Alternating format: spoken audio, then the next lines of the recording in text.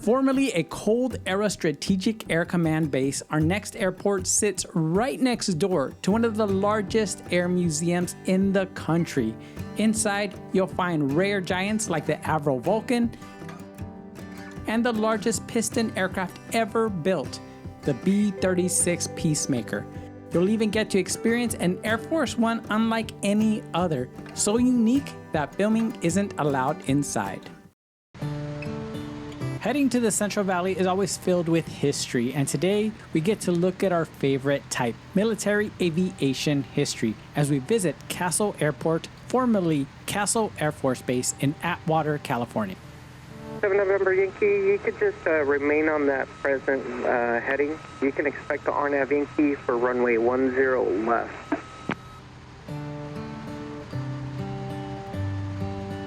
Today we are departing IFR out of Corona on the Corona obstacle departure as it was completely clouded over. But cloud tops were at most 2,000 feet, so we would be up and out of the clouds pretty fast. Then we'd follow Victor Airway 186 northwest until just shy of Burbank area, where we would be diverted direct to a northern fix along the route to avoid incoming traffic into both Van Nuys and Burbank. We'd be climbing 10,000 feet since I like being pretty high over mountains. We continue on our 2-hour and 12-minute trip, staying just east of Lemoore Naval Air Station MOAs until making an instrument straight in for runway 31 on a very overcast day.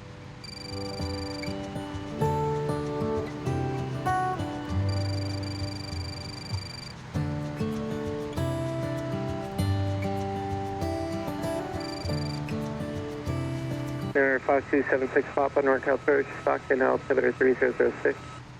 We're visiting a place with some serious aviation history, the former Castle Air Force Base. What started as a simple World War II training field eventually became one of the most important bomber bases in the entire United States. Castle's story begins in 1941 when it opened as Merced Army Airfield. Back then, the Central Valley was full of training bases, and this one was built specifically to train crews for the B-17 Flying Fortress. If you were flying to Europe in a B-17 during World War II, chances are you spent some time sweating it out over Merced. 0 Golf Foxtrot and report reaching 3,000. Seneca 49902 Foxtrot, NorCal approach, Stockton, altimeter 3006, area of live precipitation 1 to 10 o'clock, 3 miles, it's about 10 miles in diameter. As the war evolved, so did the base. It later transitioned to training crews on the newer B-29 Superfortress, and by the end of the war, Merced had become one of the busiest bomber training centers on the West Coast. November 76 Papa, turn 10 degrees right, vector to final approach course. In 1946, the field was renamed Castle Field, honoring Brigadier General Frederick W. Castle, a Medal of Honor recipient who was killed during a mission over Germany. And then, when the U.S. Air Force became its own branch in 1947, the name changed again to the one we all know today, Castle Air Force Base.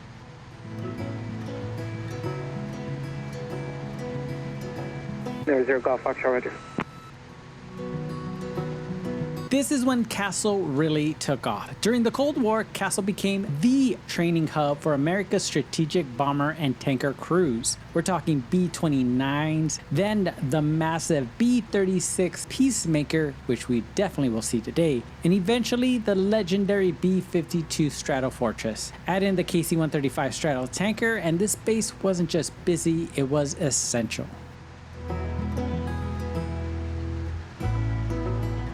Skyhawk 247 Foxtrot with you at 4,000. November 2477 Foxtrot, NorCal approach, Stockton, altimeter 3006. Do you have OK in your flight plan? This is a Foxtrot 3006, and confirm I do have OK in my flight plan. 077 Foxtrot, excellent. Clear direct to OK. Clear direct to OK, 2477 Foxtrot, thank you. For decades, if you saw a B-52 anywhere in the world, there was a good chance the crew trained right here at Castle. The place helped shape the backbone of America's nuclear deterrence during some of the tensest moments of the Cold War. But like many bases after the Soviet Union collapsed, Castle's mission came to an end. In the 1991 Base Realignment and Closure Program, this base was selected for closure. The same fate as many other bases we visited, like George Air Force Base, Norton Air Force Base, and El Toro Marine Base, to name a few. In 1995, after more than 50 years of operation, Castle Air Force Base officially shut its doors. November 7 November Yankee, contact approach 12535. You can expect further vectors with them.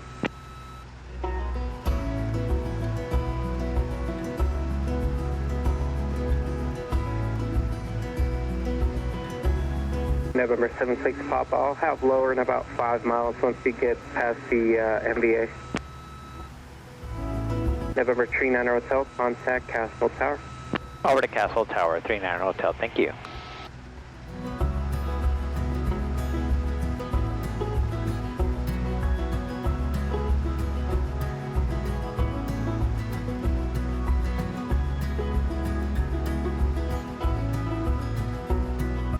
Castle Tower, Aero 19er, 39er Hotel on the RNAV GPS runway 31.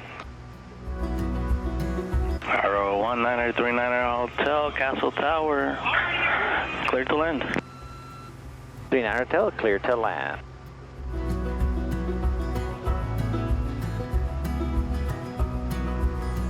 Today, Castle Airport is a Class Delta at an elevation of 190 feet with one runway, 1331 at 11,800 feet long, which makes sense considering it was an Air Force base. Tower is open from 7 a.m. to 9 p.m. and as you'll find out, they are very helpful. Something unique about the airport is that it contains an area that is closed off completely and it's really difficult to see from the plane, but as soon as we land, we'll point it out. And even better, on departure, you'll have a perfect view of the Transportation Research Center, California. Now this place is basically a playground for transportation innovation. TRC California sits on 225 acres and includes a 2.2 mile oval track, a realistic city course, and large vehicle dynamic pads. Automaker and startups use it to test everything from regular cars to electrics, connected, and fully autonomous vehicles. The facility has traffic signals, Wi-Fi, V2X tech, which I had to look up what that meant. Apparently, it's technology that lets cars communicate with the world around them, other cars, traffic lights, pedestrians, and even the cloud. All the tools needed to validate safety systems and performance. Companies can bring their own engineers or use TRC's team to run tests. It's close to Silicon Valley, it's constantly expanding, and it's quickly becoming one of the most important hubs for next generation mobility on the West Coast.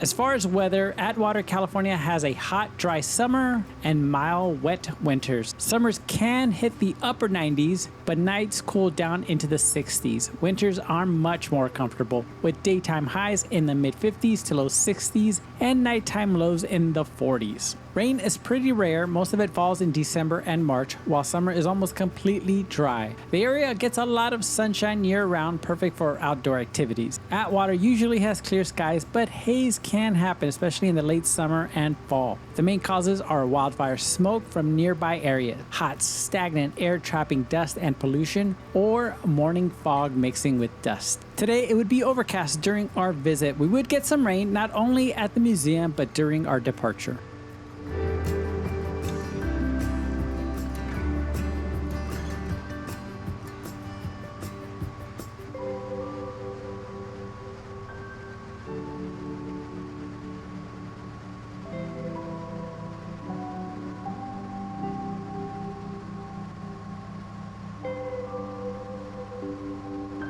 No matter the weather, there are a couple of instrument approaches. First is the ILS for runway 31 with a minimum of 429 feet AGL, a little higher than the typical 200 feet AGL, so keep that in mind. Next are two RNAV approaches, one for each end of the runway. They do have minimums to 200 feet AGL, which is great, and we would be using the RNAV GPS runway 31 today since we were on an IFR flight plan and since the weather was a little unpredictable.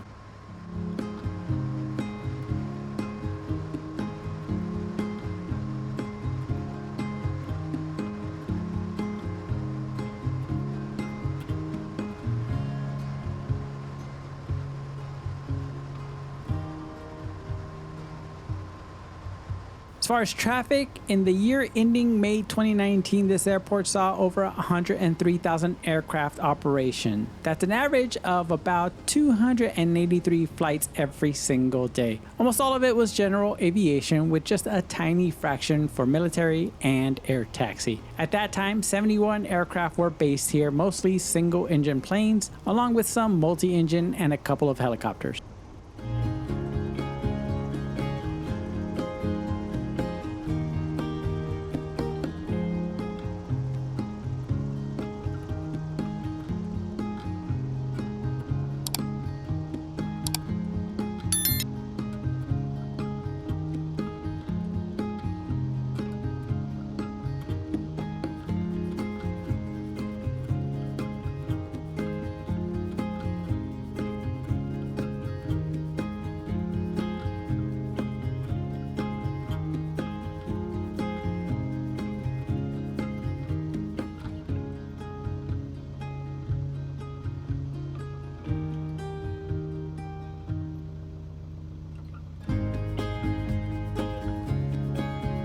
And Castle Tower, would you like us to switch over to ground? 39 Hotel.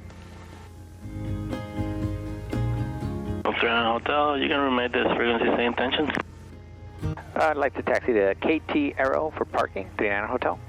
And 39 Hotel, taxi via Alpha. Taxi via Alpha to KT Aero, 39 Hotel.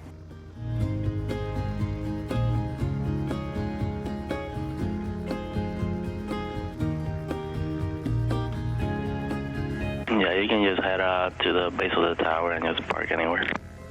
Oh, thank you. I appreciate that. 39 Hotel.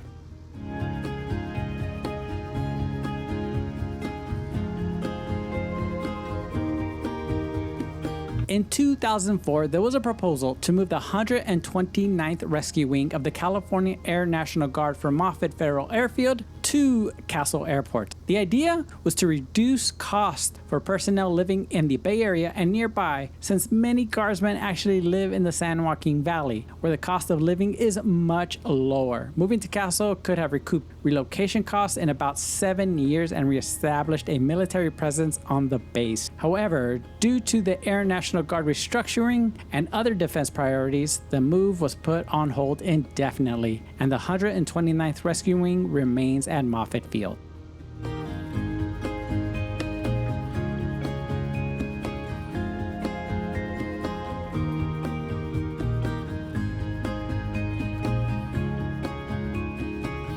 As far as parking, as you'll see, there is definitely plenty of it. And with the brand new FBO on the field, KT Aero, people have been very excited to visit, since you no longer have to walk to the reason why we are here today, the Castle Air Museum. The FBO has a 10-person cart that they use to transport people to and from the museum, so just give them a call for a lift. It's rumored that the location of the FBO is the old officers' briefing room, so if you can confirm that, please let us know, especially if you are stationed here.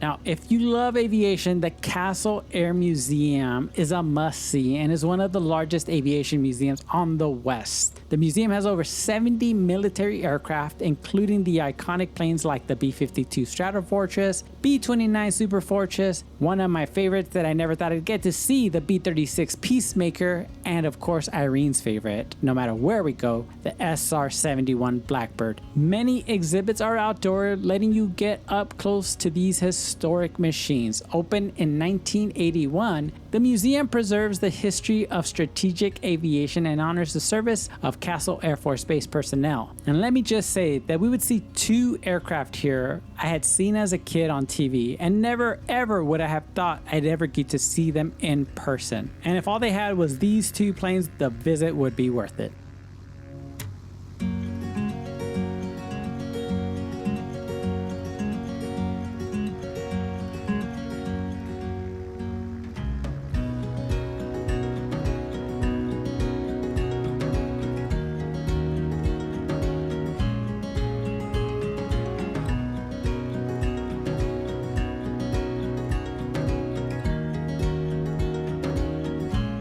All right, we made it, so let's go check out some of the coolest planes ever made. So today we are here at Castle Airport, right? Mm-hmm.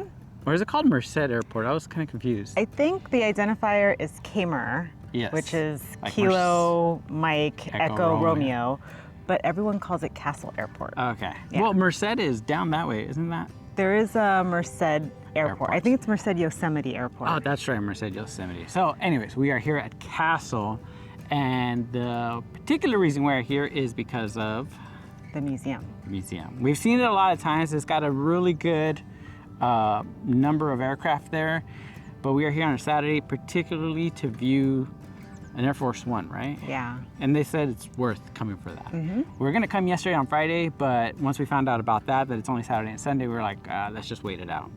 As you guys can see, it's a little cloudy today. Perfect to visit this airport because it's outside. Yeah. The nice thing about this place is that they just got a new FBO, KT Aero, and they used to not have rides to the museum. And the important reason of that is because the museum is not on the field. I swear it's like 2 miles outside the field. Is there a plane that you're excited to see today? Yeah, of course. Which plane? The SR-71. Yes. But Yes. what's exciting about here is it used to be an Air Force base. They had B-52s and KC-135s here. It was a strategic air command base.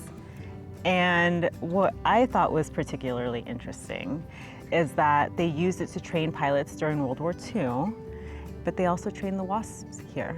Oh, that's right, which is crazy. I didn't know that was like a particular base that they trained them in. I didn't either.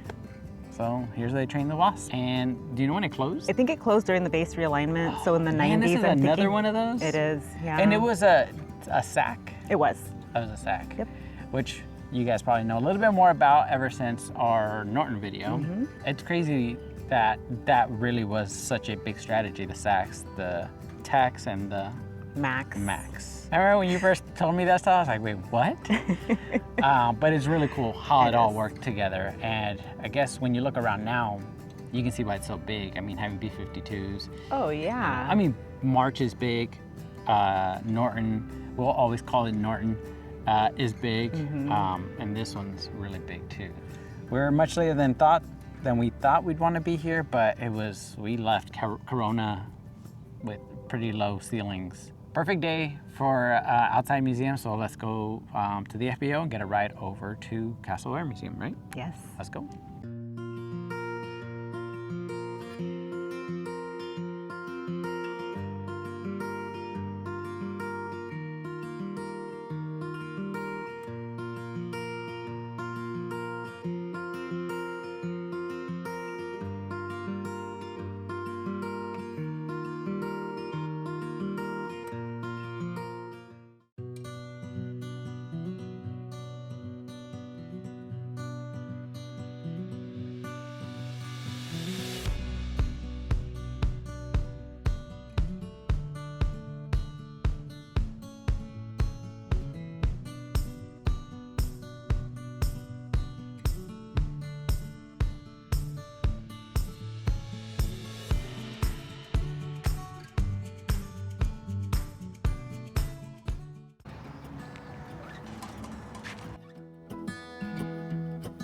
So we made it over to Castle Air Museum and we were talking to Martin from KT Aero and we asked him the question, what should we look for?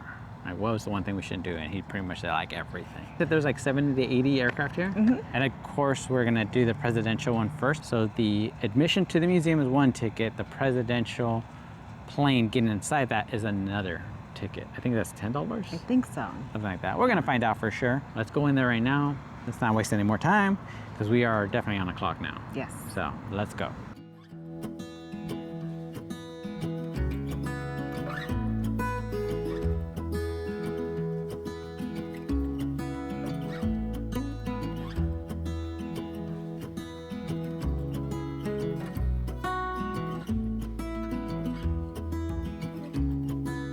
We just got done looking at the VC9. Yes. Right?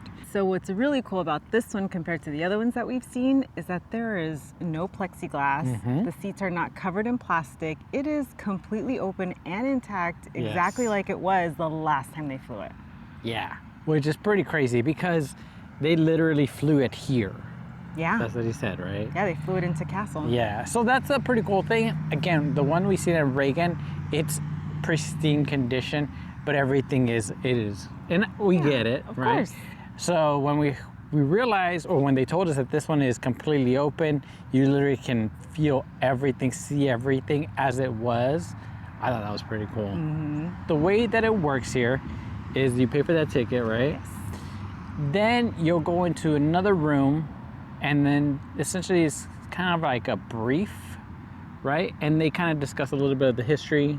And then you'll be escorted by a docent to here. As you guys see behind us, it is chain link fenced and it's wrapped all the way around. And then it's small groups that, well, small-ish groups. And there is a one problem with that, and there's one way in, one way out. Not all the time.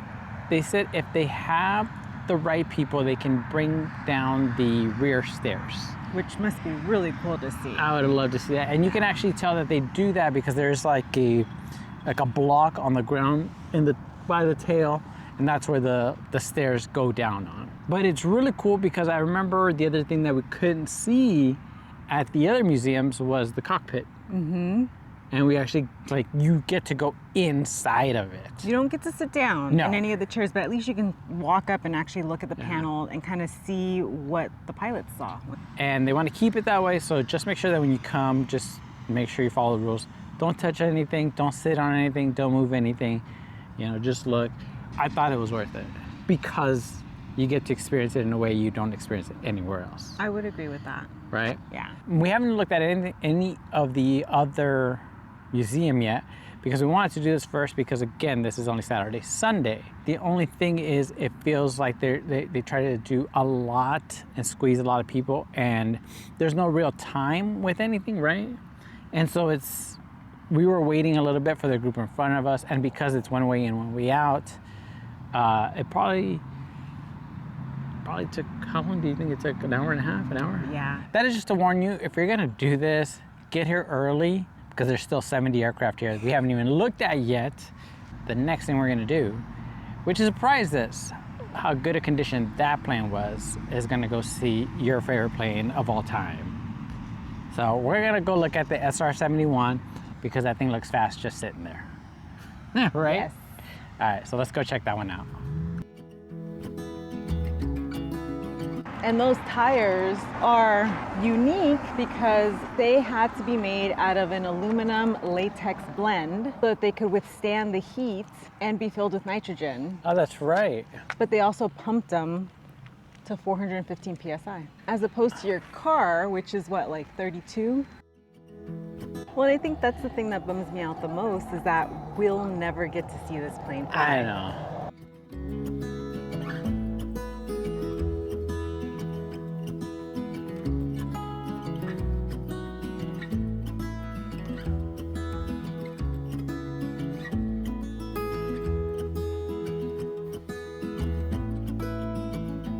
We asked a question about twice a year open cockpit day. And we wanted to know, well, what planes are available? So some of the ones that are kind of obvious are the ones that have stairs, like this big boy right here. And there's a couple of other ones that have the stairs all the time. What we wanted to know was, is the SR-71 in that list? And it is. The next one I think is sometime in May, but he did say that it's about like 40, 50 planes. Yeah, which is a lot. That is a ton. They have 70 to 80 planes here.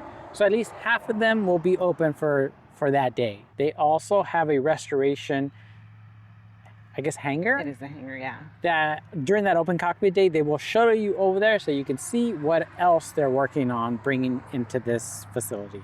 Come here on a Saturday, I think that's when it is. Go look at the presidential planes, get into some cockpits, and find out what they're working on. So that day, there's a lot going on. So anyway, so thought you guys should know that. Again, we're just getting a look at this beauty right here, and we got probably another 50, 60 planes to look at, because we just started. So let's go.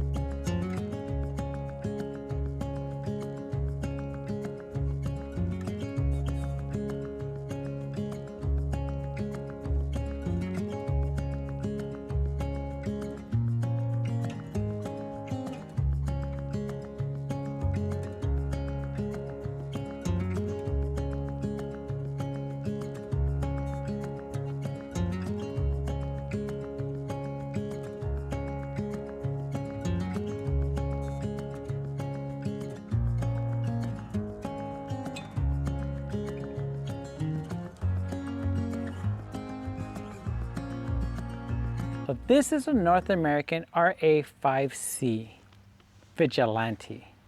And I'm gonna be honest, I've never seen this plane before. But I think what's crazy, and me and you always discuss it, is like this thing initially flew in 1962. Wow. This plane is 63 years old. It looks like a futuristic plane. And we always ask the question, what are they building now?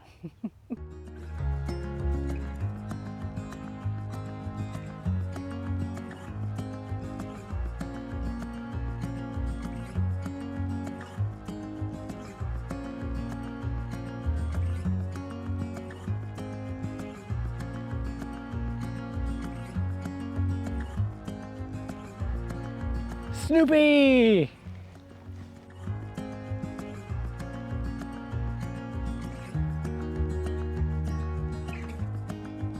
Start off by saying that it's a little deceiving, the number of planes that are here. Yeah. I thought it was like just that little section over there. And I will tell you right now, there's so many planes here. Second, there's reviews on this place, right? And some gave it 5 stars. Some gave it like 3. 2 or 3. 2 or 3 stars. We get it. With a caveat. I guess let's start with the 5 stars. Why do they give it 5 stars? Because there are planes here that we've never seen anywhere else. And the collection is varied and it is vast. It really is. Like that big boy back there. It is one of the coolest planes I've ever seen. I've seen that on TV. I never thought I'd see it like in real life, in person. We thought we knew so much and pretty much seen everything, and whoa. Yeah. Like, holy crap. There's so many planes here. And from almost every branch that flies. We've seen a lot of Strategic Air Command. Oh yeah, the variety. It is definitely a 5. It's a 6. It's a 7. It's, I don't know. But that leads us into why it's a 3 and a 2. Why is that? I think because a lot of the planes are in massive need of restoration and repair, and we get it. It's expensive. It's hard to maintain a plane, let alone restore it and then keep it in great condition, especially when they're living outside. That's really hard. And I think that's something to definitely think about when you come. It's the amount of planes that they have here. Yeah, just that. Like what the cost of that would be. We spent like $70 today. I think some people were like, that's a lot of money. But honestly, I think the next thing we thought about was if they didn't have them here, they would probably be destroyed. Like that one back there, I don't know where else I would have ever seen this. Yeah. And so I'm just glad to be able to see it. Honestly, today, initially I was like, we'll see how it is, how bad the planes are. Yes, there are some that are pretty bad, like the B-52 is pretty bad. For the most part, they're not bad. No, they're not. I thought they'd be a lot worse. Do we recommend it? We definitely do. We recommend you come as long as you kind of just know certain things, like how the presidential thing worked. Right. To be honest, I enjoyed this more than I did the presidential thing. I would agree with that. You know, and I thought it'd be the other way around. So we do recommend it. They have a lot. Just come with some time. But we're gonna get out of here. Yeah. All right, so we're gonna call the FBO, Martin at KT Aero, and get it right back. So, ready to head out? Yes. Let's head back to the to Hannah.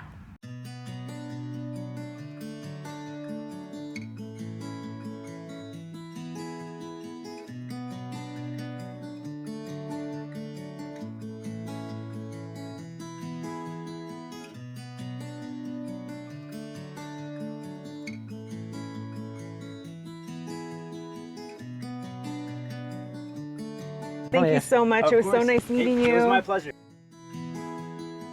So we are wrapping up the day here at Castle, and we have nothing but amazing things to say about the new FBO here, KT Aero. Highly recommend you guys come here if you're a fuel stop, whatever you need. Martin was exceptional. We called him. He kind of knew what time the museum shut down, and he was already waiting for us. Yeah. It's like, oh man. And then I tried to tip him, and he wouldn't take my tip. Yeah. So really, he's just asking for us just to let people know, and that's what we're doing here, is let people know that if you want to come to a great stop, a lot of parking, all that, this is a great place, great FBO.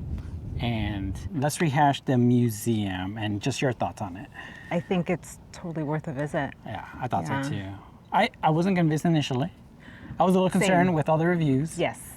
But I think after everything, like you, what was your favorite plane? Oh, I don't know. I think that Peacemaker was, God, it's so hard to not think about that one because it's massive. It takes up so much space, but also to think like, what did it look like when it flew? Yeah. You know what was a surprising one for me? The radar constellation. Oh, that one was really unique. The U.S. Air Force one. Yeah. Yeah, that was crazy. I've never seen that. I didn't know that that's what they used them for. I didn't either. I mean, it was crazy to see how big all the attachments were, like on the top and underneath. Yeah. Because they just looked so big, and I know. I couldn't imagine that plane being able to carry that load, but who knows what was on the inside. Yeah. But it's definitely worth it. And as soon as you go into this building here, which is where the FBO is, you will feel the old military just vibes in there. Oh, yeah. Go in the bathrooms. You'll see what we're talking about. It's definitely a trip. But it was actually kind of cool because, again, it's one of those places that I think just remained the way it was. Yeah. So you get a little taste of what Castle was like. So if you guys have been stationed here, we had a couple of people that were actually showing us the plane that were stationed here. But if you've been stationed here, let us know what it was like. I think one of our favorite parts about when we released Norton is hearing all those stories of all the veterans. Oh, yeah. Talking about being here. Or not here, being in Norton. Yeah. And so we'd love to hear more of your stories. Funny. I mean, there's all types. The type of aircraft you saw that were here. Sometimes I think you guys had pictures. I don't know if there was an air show here or not. Just all these things that we'd love to hear. Hope you guys come here and let us know when you guys come. So, ready to head out of here? Yes. All right, we are out of here, guys. We'll see you on the next one.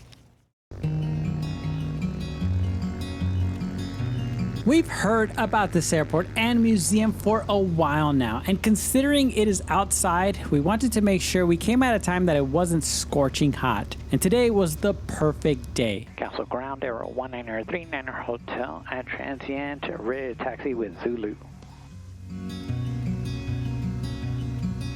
Number 1939 Hotel, Castle Ground, runway 31 at Bravo, taxi via Alpha Bravo. 3 run at Bravo via Alpha Bravo 39 Hotel. It also wasn't busy, which made it even better because we got to see everything. If you do come on an open cockpit day, just make sure to arrive early, as you will definitely need all the time. Seeing the Vulcan up close was like seeing a unicorn. I knew it was a British plane, so seeing it here in the States was just spectacular. And it is every bit as impressive as I'd imagined it to be. I can only imagine what it sounds like flying. That Peacemaker with the intake on the leading edges still looks futuristic to me, and I can't remember where I saw it first on TV, but it definitely is something I could never forget. We didn't know what to expect at this museum because all the research we did honestly had a polarizing view on it. Some of them felt like all the planes should be in better conditions, and other ones felt that the kind of planes that they had there were just amazing enough as they were. But personally, we believe it's an incredible museum with aircraft we haven't seen anywhere else.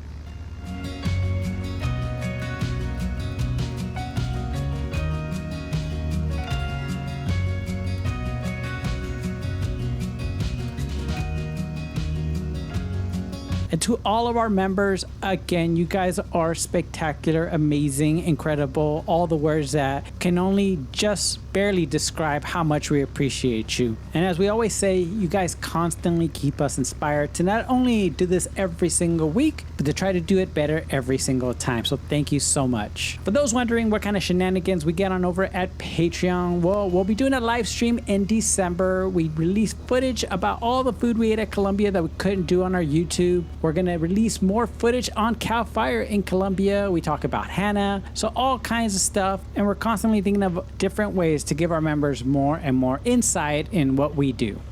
Castle Tower, Aero 1939 Hotel, holding short 3 run at Bravo for left downwind departure.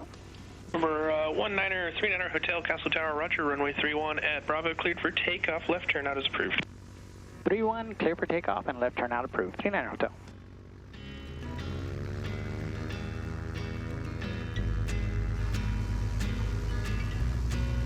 Castle Airport is one of those airports we didn't expect much from. But between the FBO, the museum, and even the unique Transportation Research Center, which you're about to get a clear view during our departure on the right side, there's actually a lot to see here. It's always a good reminder that you can't judge an airport just by some charts. You have to visit it, because more often than not, you'll be surprised by what you discover. We're already looking forward to coming back for Open Cockpit Day. Thank you to everyone who continually reminds us how special this channel is. With your comments and invitations to visit your airport, it truly means a lot.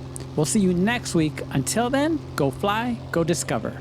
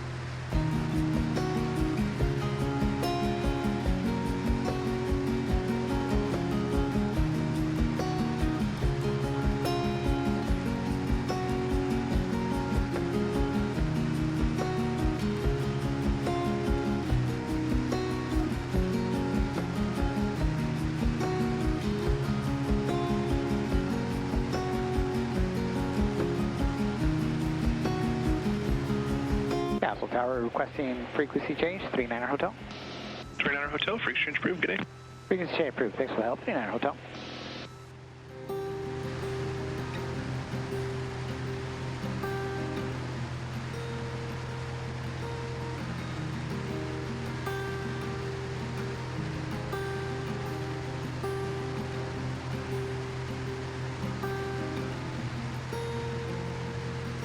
Approach again. I can't quite get the call sign. Is it 2-4 Hotel? Okay, 2-4 Hotel. IFR can't save. Maintain VFR. Change 2 advice briefs for good day. Thanks, 2-4 Hotel. Thanks.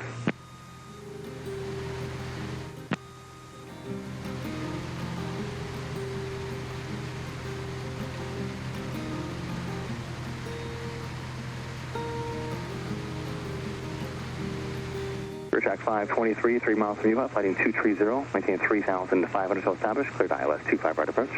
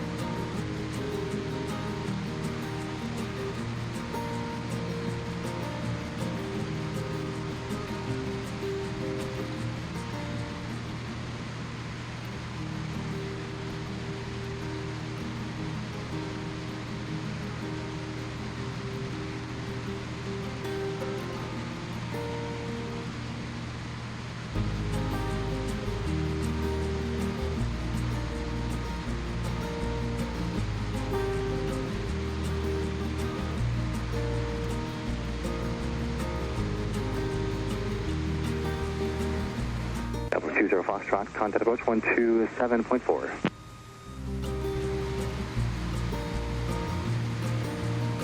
For track 523, radio service is terminated, stand the code, contact Atwater Tower. See.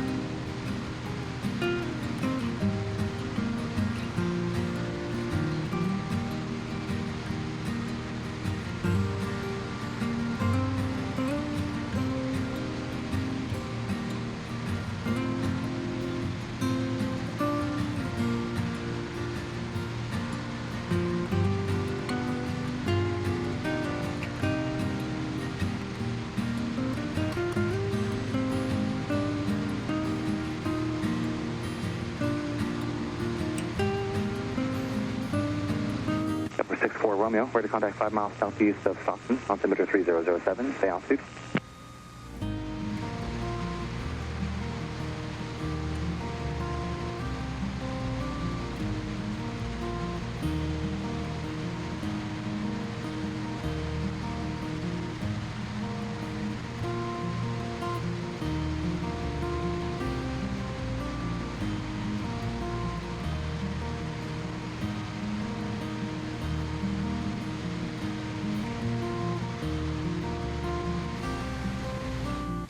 I think you said medevac, 971 Charlie, approach. I'll update that. Altimeter Modesto 3006, say push request.